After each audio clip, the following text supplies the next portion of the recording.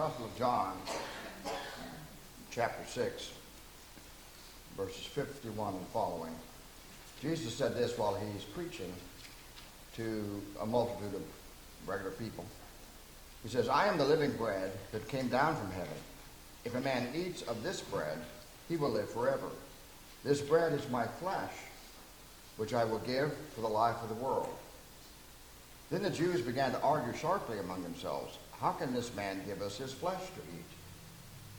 Now, if you think about it, if John got up here and said, you need to eat my flesh, we'd be really concerned and worried and wondering, what in the world was he talking about? So you can imagine why many of his hearers were wondering, what's going on here?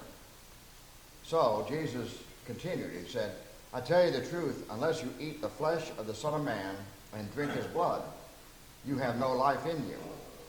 Whoever eats my flesh and drinks my blood has eternal life, and I will raise him up at the last day. For my flesh is real food, and my blood is real drink. Whoever eats my flesh and drinks my blood remains in me, and I in him. Just as the living Father sent me, and I live because of the Father, so the one who feeds on me will live because of me. This is the bread that comes down from heaven. Our forefathers ate manna and died, but he who feeds on this bread will live forever. Again, those are strange words when you think about it.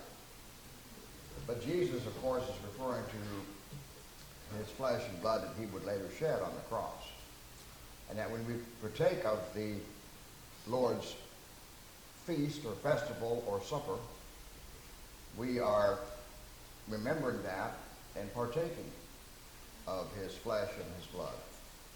And we do that because we know by consuming him, he becomes part of us and gives us eternal life. Well, earlier this week, the daily scriptures for daily Bible reading covered scriptures where God prohibited the eating of blood in the Old Covenant, like in Leviticus 17. I wondered about why that would be, and one possible answer I found on the internet is that he wanted to impress on the Israelites the sacredness of life, about how life is in the blood, like in Leviticus 17, 13, and 14.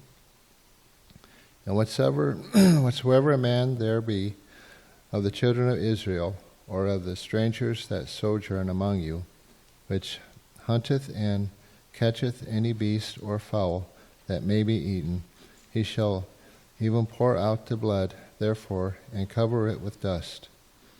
For it is the life of all flesh, the blood of it for the life thereof.